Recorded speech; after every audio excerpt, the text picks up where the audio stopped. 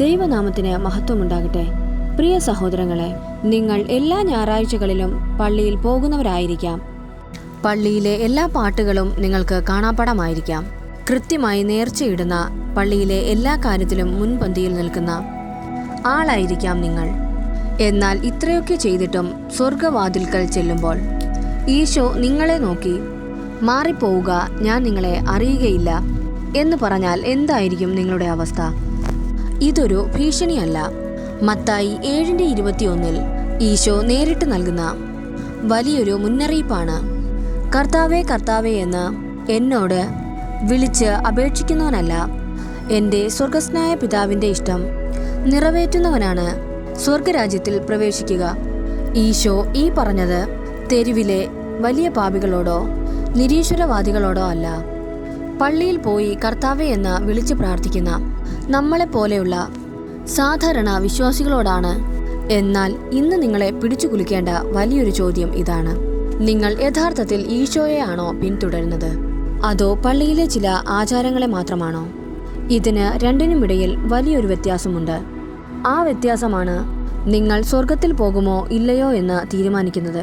പള്ളിയിൽ പോകുന്ന യഥാർത്ഥ വിശ്വാസികളെയും പേര് മാത്രമുള്ള വ്യാജ ക്രിസ്ത്യാനികളെയും വേർതിരിച്ച് അറിയാൻ സഹായിക്കുന്ന ശീലങ്ങൾ ഏതൊക്കെയാണെന്ന് ഇന്ന് നമ്മൾ കാണാൻ പോകുകയാണ്. വീഡിയോ മുഴുവനായി ശ്രദ്ധയോടെ കാണുക. ഈ വലിയ ആത്മീയ രഹസ്യങ്ങളിലേക്ക് കടക്കുന്നതിന് മുൻപ്, കേവലം പേരിലല്ല പ്രവൃത്തിയിലും ഒരു യഥാർത്ഥ ക്രിസ്ത്യാനിയായി ജീവിക്കാൻ ആഗ്രഹിക്കുന്ന സകലരും താഴെ കമന്റ് ബോക്സിൽ ഇപ്രകാരമൊന്ന് എഴുതുക: കർത്താവെ, വെറുമൊരു ആചാരമായിട്ടല്ല, പൂർണ്ണ ഹൃദയത്തോടെ അങ്ങയെ സ്നേഹിക്കാൻ എനിക്ക് കൃപ നൽകണമേ. നിങ്ങളുടെ ഈ പ്രാർത്ഥന നിങ്ങളുടെ ജീവിതത്തിൽ വലിയൊരു മാറ്റത്തിന് തുടക്കം കുറിക്കട്ടെ. സഹോദരങ്ങളെ, നമ്മുടെ ആത്മീയ ജീവിതം വിലയിരുത്താനുള്ള ആദ്യത്തെ ഒരു ശീലം എന്താണ് എന്ന് നമുക്ക് നോക്കാം. പലരും പള്ളിയിൽ പോകുന്നോ ഇരിക്കുന്നോ, എല്ലാവരും എഴുന്നേൽക്കുമ്പോൾ എഴുന്നേൽക്കുന്നു. പ്രാർത്ഥന കഴിഞ്ഞ് വീട്ടിൽ വന്നാൽ തിങ്കൾ മുതൽ ശനി വരെ പഴയതുപോലെ തന്നെ യാതൊരു മാറ്റവുമില്ലാതെ ജീവിക്കുന്നു. അവർക്ക് പള്ളിയിൽ പോവുക എന്നത് ഒരു സാമൂഹിക കടമ മാത്രമാണ്. യെശയ്യാ 29:13 ദൈവം ഇത്തരക്കാരെക്കുറിച്ച് വളരെ വ്യക്തമായി പറയുന്നു: ഈ ജനം വാക്കുകൊണ്ട് മാത്രം എന്നെ സമീപിക്കുകയും അധരം കൊണ്ട് മാത്രം എന്നെ ആരാധിക്കുകയും ചെയ്യുന്നു. ഇവരുടെ ഹൃദയം എന്നിൽ നിന്ന് അകന്നിരിക്കുന്നു. പള്ളിയിൽ പോയതുകൊണ്ട് മാത്രം ആരും സ്വർഗത്തിൽ പോകില്ല. ഒരു യഥാർത്ഥ വിശ്വാസി പള്ളിയിൽ പോകുന്നത് ആളുകളെ കാണിക്കാനല്ല, മറിച്ച് ദൈവവചനമില്ലാതെ തനിക്ക് ഒരു ആഴ്ച പോലും ജീവിക്കാൻ കഴിയില്ല എന്ന വലിയ ദാഹത്തോടെയാണ്. നിങ്ങളുടെ ഭക്തി പാർക്കിംഗ് ഗ്രൗണ്ടിൽ വെച്ച് തീരുന്നതാണെങ്കിൽ നിങ്ങളുടെ ഈ പള്ളിയിൽ പോകൽ വെറുമൊരു പ്രകടനം മാത്രമാണ്. രണ്ടാമതായി, നമ്മൾ പള്ളിയിൽ പാടുന്ന പാട്ടുകളെക്കുറിച്ചും ആരാധനയെക്കുറിച്ചും നോക്കാം. പള്ളിയിൽ പാട്ട് തുടങ്ങുമ്പോൾ നിങ്ങൾ എഴുന്നേറ്റ് നിൽക്കും, കൈകൾ ഉയർത്തും. വല്ലാത്തൊരു വികാരം നിങ്ങളുടെ ഉള്ളിൽ തോന്നും. എന്നിട്ട് അതിന് നിങ്ങൾ ആരാധന എന്ന് വിളിക്കും. എന്നാൽ സഹോദരങ്ങളെ, വികാരം വേറെ, ദൈവത്തോടുള്ള സമർപ്പണം വേറെ. ആമോസ് 23:5 ദൈവം പറയുന്നു: നിങ്ങളുടെ ഗാനങ്ങളുടെ ശബ്ദം എനിക്ക് കേൾക്കേണ്ട, നിങ്ങളുടെ വീണാനാദം ഞാൻ ശ്രദ്ധിക്കുകയില്ല.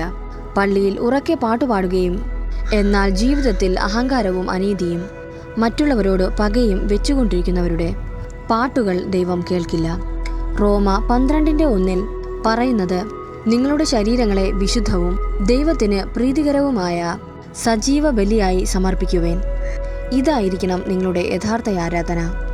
നിങ്ങളുടെ ജോലി സ്ഥലത്ത് നിന്ന് നിങ്ങൾ ക്ഷീണിച്ചു വരുമ്പോൾ നിങ്ങളുടെ പങ്കാളിയോട് നിങ്ങൾ എങ്ങനെ പെരുമാറുന്നു എന്നതാണ് നിങ്ങളുടെ യഥാർത്ഥ ആരാധന ഇരിക്കുന്നത്. മൂന്നാമതായി, ബൈബിൾ വായിക്കുന്നതുമായി ബന്ധപ്പെട്ട വലിയൊരു അബദ്ധം നോക്കാം. നിങ്ങൾ ബൈബിൾ തുറക്കും, നിങ്ങൾക്ക് ആശ്വാസം തരുന്ന വചനങ്ങൾ മാത്രം നിങ്ങൾ അടിവരയിട്ട് വായിക്കും. എന്നാൽ ആ വചനങ്ങൾ നിങ്ങളുടെ തെറ്റുകളെ എപ്പോഴെങ്കിലും ചോദ്യം ചെയ്യാറുണ്ടോ? ആ വചനം കാരണം നിങ്ങളുടെ ഏതെങ്കിലും ഒരു പാപം നിങ്ങൾ ഉപേക്ഷിച്ചിട്ടുണ്ടോ?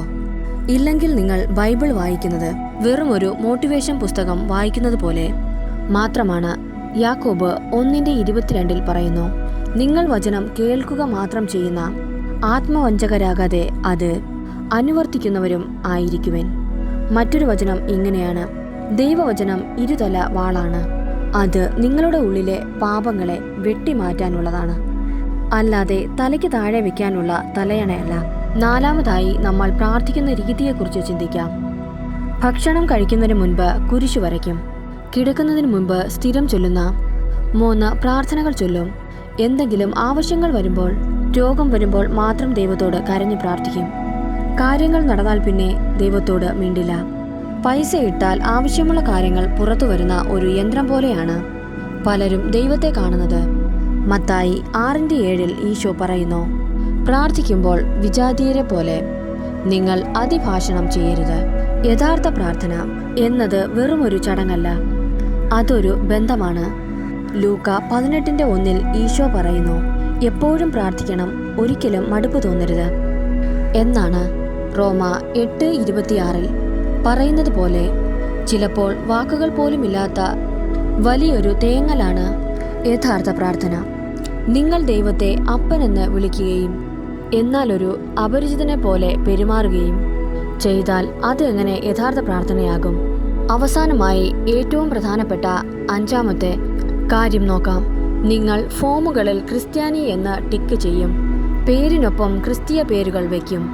നിങ്ങളുടെ ജനനം കൊണ്ട് മാത്രം കിട്ടിയ ഒരു ലേബൽ. എന്നാൽ ഈ ലേബൽ കൊണ്ട് നിങ്ങളുടെ ജീവിതത്തിൽ എന്തെങ്കിലും ഒരു മാറ്റം വന്നിട്ടുണ്ടോ? ലൂക്ക 9:23 പറയുന്നു, ആരെങ്കിലും എന്നെ അനുഗമിക്കാൻ ആഗ്രഹിക്കുന്നുവെങ്കിൽ അവൻ തന്നെ പരിത്യജിച്ച് അനുദിനം തൻ്റെ കുരിശുമെടുത്തുകൊണ്ട് എന്നെ അനുഗമിക്കട്ടെ. ഗലാത്യ 2:20 പറയുന്നത്, ഞാൻ ക്രിസ്തുവിനോട് കൂടെ ക്രൂശിതനായിരിക്കുന്നു. ഇനിമേൽ ഞാനല്ല ജീവിക്കുന്നത്, ക്രിസ്തുവാണ് എന്നിൽ ജീവിക്കുന്നത്. അതെ സഹോദരങ്ങളെ, പഴയ മനുഷ്യൻ മരിക്കുകയും പുതിയ മനുഷ്യൻ ജനിക്കുകയും ചെയ്യുന്നതാണ് യഥാർത്ഥ രക്ഷ. രക്ഷ എന്നത് നരകത്തിൽ പോകാതിരിക്കാനുള്ള വെറുമൊരു ഇൻഷുറൻസ് അല്ല, അതൊരു ഉയർത്തെഴുന്നേൽപ്പാണ്. വചനം ഇങ്ങനെ പറയുന്നു, ക്രിസ്തുവിലാകുന്നവൻ പുതിയ സൃഷ്ടിയാണ്. ക്രിസ്ത്യാനി എന്ന പേര് മാറ്റിയിട്ടും നിങ്ങൾ പഴയ പാപങ്ങളും പഴയ സ്വഭാവങ്ങളും തന്നെയാണ് ഇന്നും കൊണ്ടു നടക്കുന്നതെങ്കിൽ നിങ്ങൾ വലിയൊരു അപകടത്തിലാണ്. പ്രിയ സഹോദരങ്ങളെ, ഈ പറഞ്ഞ 5 കാര്യങ്ങൾ വെച്ച് നിങ്ങൾക്ക് നിങ്ങളെയും നിങ്ങളുടെ കുടുംബത്തെയും നിങ്ങളുടെ നാട്ടുകാരെയും പള്ളിയിലുള്ളവരെയും പറ്റിക്കാൻ നിങ്ങൾക്ക് കഴിഞ്ഞേൽക്കാം. എന്നാൽ ഒരിക്കലും ദൈവത്തെ പറ്റിക്കാൻ കഴിയില്ല. നിങ്ങൾ പള്ളിയിൽ പോകുന്നുണ്ടോ എന്നതല്ല ചോദ്യം, ദൈവം നിങ്ങളെ യഥാർത്ഥത്തിൽ അറിയുന്നുണ്ടോ എന്നതാണ്. ദൈവം നമ്മെ കാണുന്ന സമയത്ത് ദൈവത്തിന് ഏറ്റവും അറിയുന്ന ഒരു മകനായി അല്ലെങ്കിൽ മകളായി നമുക്ക് മാറാം. ഈ കേട്ട വചനത്താൽ ദൈവം നമ്മെ ഓരോരുത്തരെയും അനുഗ്രഹിച്ച് കാക്കുമാറാകട്ടെ. ആമേൻ.